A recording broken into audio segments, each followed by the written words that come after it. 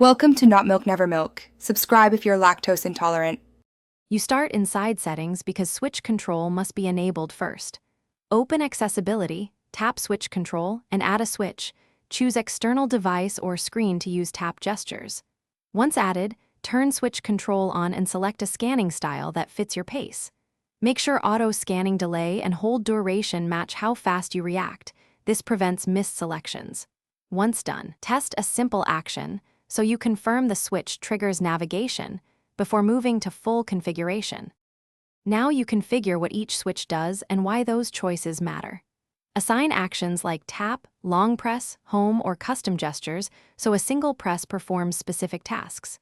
Create recipes when you need multi-step sequences. This maps a complex gesture to one switch and saves effort.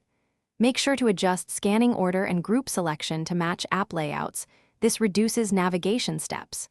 Once your mappings are set, test them in the app you use most and refine timings or actions where needed. Finish by optimizing for comfort and reliability. Tweak scanning speed, auto scanning delay, and audio or visual cues so selection feels natural. You will move faster with slightly faster scanning once comfortable. Enable pause on first item for precision when needed, and remember you can always switch back to touch controls.